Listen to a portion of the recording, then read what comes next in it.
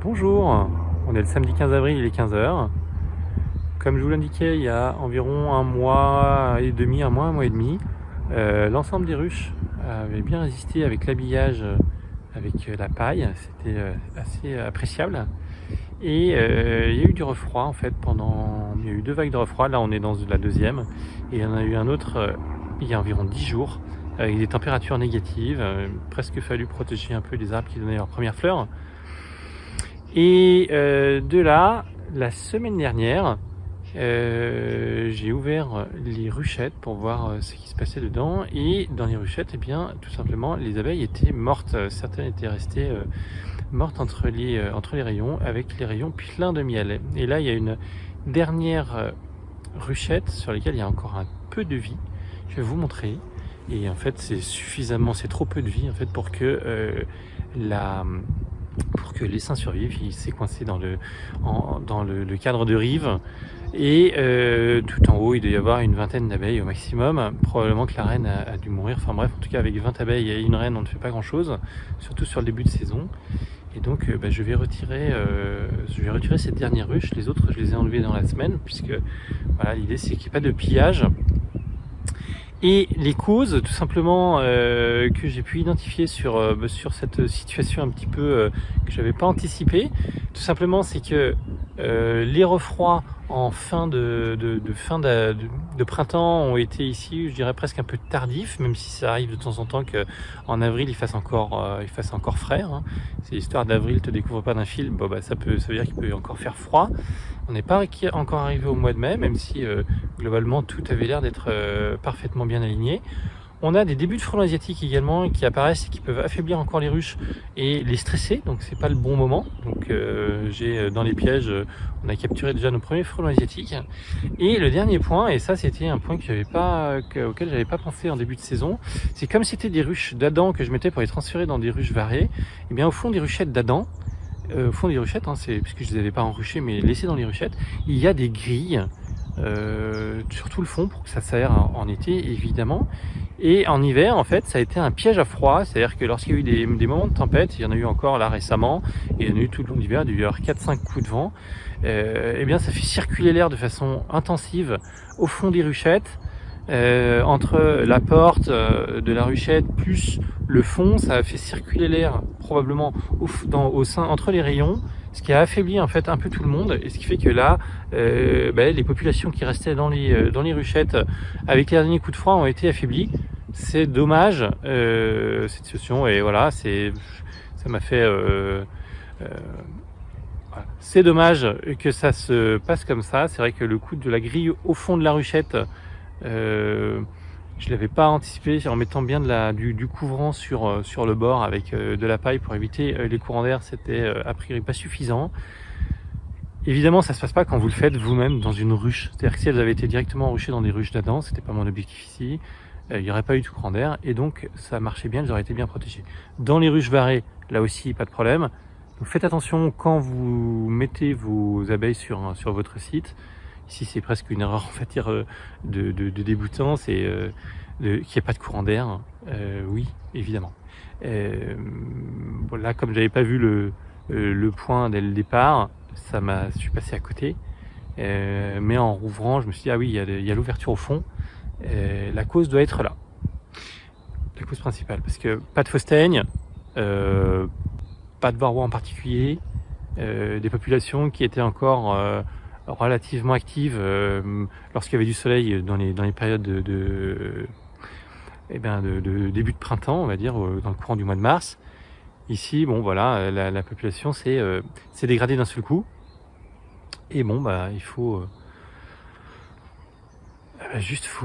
tirer les enseignements de ça. Et du coup, s'il y a 6 autres ruches qui vont arriver, mais pour le coup en format déjà ruche varée, en abeilles noires également, au mois de juin, fin juin probablement, pour venir renforcer ce rucher là. Évidemment, si les ruchettes avaient été là, ça aurait été un rucher un peu plus puissant, mais on va tirer les enseignements et puis faire en sorte que d'une année sur l'autre, on n'ait pas ce type d'incident qui se reproduise. Donc ça veut dire probablement que l'abeille noire est plus résistante, je peux pas vous le certifier, mais bon, on peut partir de ce postulat que si on installe des ruchettes, ça veut dire qu'il faut colmater la grille qui est en dessous pour l'hiver. Généralement, on ne fait pas hiverner de ruchettes, on fait directement, on enruche et ça évite d'avoir les courants d'air. Mais si vous le faites, pensez à bien fermer les courants d'air pour pas que ça vienne faire du mélange d'air dans la ruche et affaiblir finalement petit à petit la colonie. Voilà pour l'enseignement de mi-avril. Sur le reste, belle activité sur les autres ruches. Et là aujourd'hui il fait froid, il fait 8 degrés, c'est de la pluie, mais la pluie on en avait besoin. Semaine prochaine il fera à nouveau soleil, ce sera a priori vraiment une entrée un peu plus marquée dans le printemps. C'est excellent, on en a besoin. Ça va être du coup les débuts de grandes activités pour les mielés, etc. On a de très belles floraisons aux alentours. Ça va être aussi la montée en puissance des frelons asiatiques qui va s'opérer. Là, pendant que je filme, il y a un frelon asiatique qui tourne autour. Donc faites attention à ça. Et puis nous en tout cas on repiège d'emblée. Et puis on espère que la défense sera efficace. À très bientôt. Et donc pas de transfert dans les ruchettes des ruchettes vers les ruches varées, vous l'aurez bien compris. Je vous montre un peu l'activité dans la dernière ruchette où il y a un peu de quoi vivre maintenant. Et on y va. Donc voilà, la ruchette, elle est là. Elle avait son habillage. Si je vais à l'intérieur sous le nourrisseur, on voit, là je vous le montre. Voilà, on voit ici, sur le bord, ici, dans le cadre de rive, les dernières abeilles qui sont en mini grappe. On voit à l'intérieur du beaucoup de miel. Et finalement, voilà, c'est un peu la fin de cette ruchette également. Voilà, pas d'activité sinon entre les autres rayons, quelques abeilles survivantes, mais ça n'ira pas plus loin que ça. Elles sont déjà en hypothermie et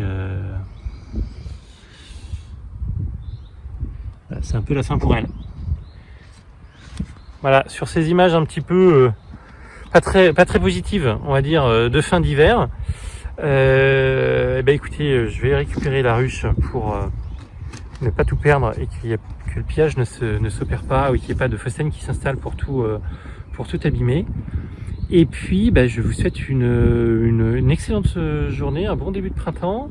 Et puis on suivra le reste du printemps et le début de l'été avec les ruches qui étaient déjà installées, et ensuite sur les ruchettes varées lorsqu'elles vont arriver pour renforcer le rucher. À très bientôt. Donc pour vous montrer un petit peu concernant les ruchettes, donc on va les regarder les unes après les autres. La liste semble pesée. On va regarder combien il y avait de miel et ce qui s'est passé globalement à l'intérieur. Donc c'est parti, on y va. J'ai pris une balance pour pouvoir peser chacune d'entre elles et on va regarder à l'intérieur ce qui se passait. Ça va être intéressant. À tout de suite. Alors, première ruchette. On va l'ouvrir. Il y a un nourrisseur. On enlève tout. Donc ici, hop.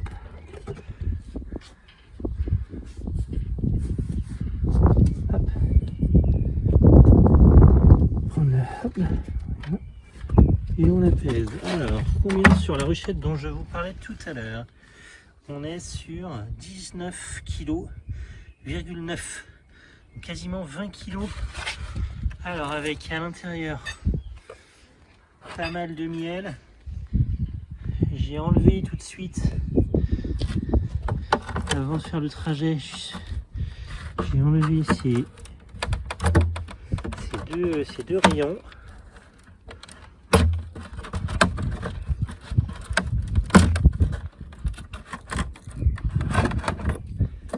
Et on avait ici, là, une cellule royale qui était ouverte. Et ici, on a plein d'alvéoles désoperculées, donc il va falloir pas traîner pour récupérer ça et le laisser s'écouler correctement, de façon à pas le perdre. En tout cas, c'est des beaux rayons.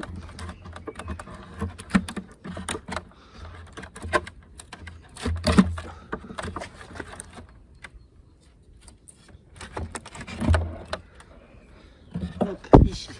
Du désoperculé, de l'operculé. Bref, on a quelques... On va regarder au fond. En fait, la grille dont je vous parlais, elle est vraiment là au fond. Si vous regardez, il y a eu un courant d'air entre la porte qui était là et cette grille.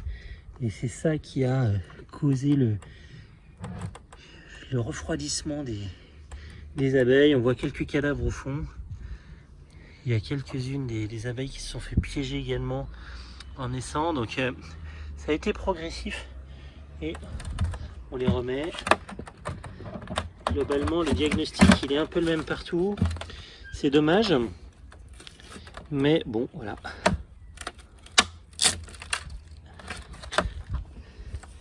Dernière petite vérif sur cette ruche.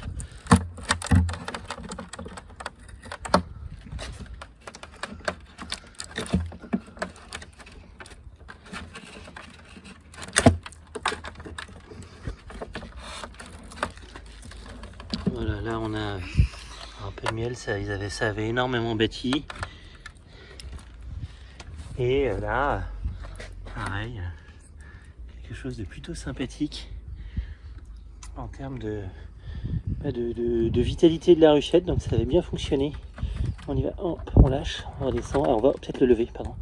Hop, voilà, et on voit bien le phénomène sur le fond, quand même une grande ouverture qui a été à l'origine du refroidissement global. Donc une erreur d'inattention, un peu de néophyte sur une opération un peu, on va dire, inhabituelle. Mais voilà. Bon, donc pas de parasites, des beaux rayons bien plein de miel qui étaient operculés. Bon, des operculés pour une part, hein, c'est toutes là où elles étaient, elles ont survécu. On va regarder de l'autre côté de la ruche, là où elles n'étaient pas installées, sur ces rayons-là, sur l'autre rive. Et on a ici quelque chose qui est beaucoup mieux encore conservé. Donc avec là, voilà, c'est magnifique là. C'est magnifique. Des rayons qui sont juste beaux. Et c'est dommage qu'on fasse cette récolte, on va dire, prématurée. Mais bon, on va la faire, c'est de l'excellent miel. Et donc, bah voilà, on devrait en sortir probablement pas loin d'une quinzaine de kilos sur cette ruchette. À suivre lors de la récolte. Alors, ruchette suivante, on est parti. Ici, même phénomène. Donc on voit, hein, c'est la même chose. On a des abeilles qui sont mortes entre les rayons. Il n'y avait plus du tout de vie ici. On voit là, c'est excellent en termes de... C'est très beau. Voilà, c'était entièrement bâti, construit. C'est plein de miel. Elles se sont un peu servies pour survivre, mais pas tant que ça. Et donc on va peser. On y va. Combien? 15,80.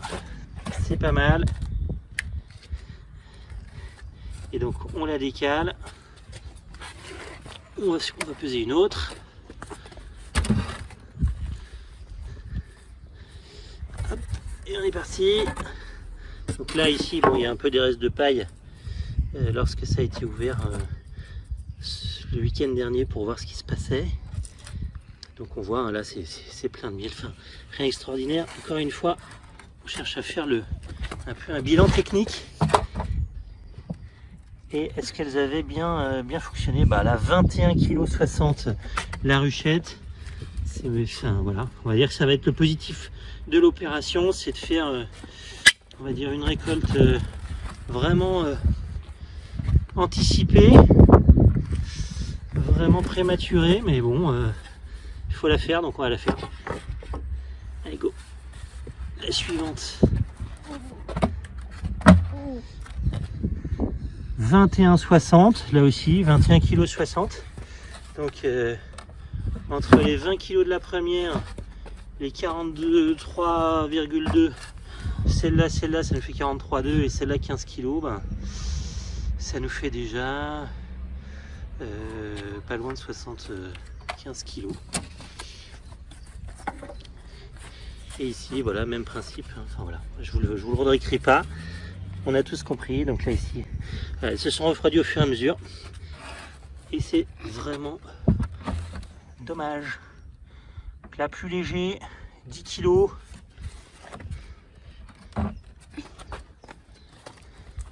Donc une ruchette plus légère. Peut-être qu'elle a été mal mise d'ailleurs. On refait parce qu'elle est au poids comme ça, au pesé, elle n'est pas aussi légère que ça. Voilà, 13,95 kg, 85, comme quoi mal posé. On a l'impression que c'est plus léger, mais c'est pas le cas. Donc 14 kg ici. Et la dernière, même phénomène, très beau rayon. Je dirais ça, c'est un peu un crève-cœur, mais bon, on y va, c'est parti. On fera la récolte. Et donc là, 17,50 kg. Donc entre celle-là et celle-là, on est sur, entre cette ruche et cette ruche, on est sur 32 kg. Celle-ci, on était sur, ces deux-là, on était sur 43 kg. Donc ça nous fait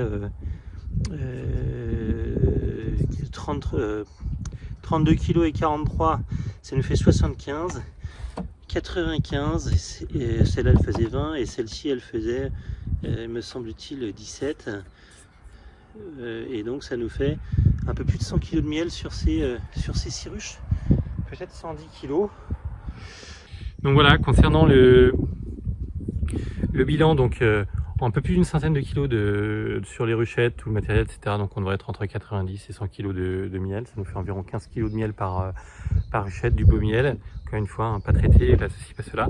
Évidemment, c'est un peu un crève-cœur par rapport aux 6 essaims. Donc c'est une leçon un peu douloureuse, mais en même temps, bon, il faut récolter ça. Donc il ne faut pas le laisser traîner et pas le laisser surtout se faire piller par d'autres abeilles, des fourmis, des guêpes, des frelons, etc. Donc voilà, il faut réagir assez vite. La leçon la plus importante là-dedans, c'est clairement, bon, la ruchette, il y a des grilles au fond, donc le courant d'air passe, ça peut tout mettre en péril. Donc c'est bon en été pour aérer, c'est mauvais en hiver, et là pour le coup ça m'a complètement échappé. Voilà, je pense que la leçon est intégrée. Je vous souhaite un excellent week-end, et on vous tient au courant par rapport à la récolte de miel, par rapport également à ce qui pourrait être retrouvé un petit peu comme élément supplémentaire durant cette récolte prématurée un peu forcée. À très bientôt, un grand merci de vos soutiens, de suivre. Vous voyez, bon, la vraie vie est faite un peu d'aléas. Je voyais la fin de l'hiver comme quelque chose qui allait être une vraie réussite. On voit qu'ici, sur un aspect technique, finalement, ça remet en question un peu tout le travail qui a été fait, que ce soit pendant l'été dernier pour protéger ces ruches, pendant l'hiver, le nourrissage, etc. Donc on voit s'apporter quand même clairement ses fruits par rapport au remplissage. Zéro parasite, une bonne résistance. Le froid, on a décidé autrement. Et je pense que l'apprentissage, en tout cas pour moi, il a porté. J'espère qu'il vous sera profitable de votre côté. À très bientôt. Et puis on regarde le printemps maintenant résolument.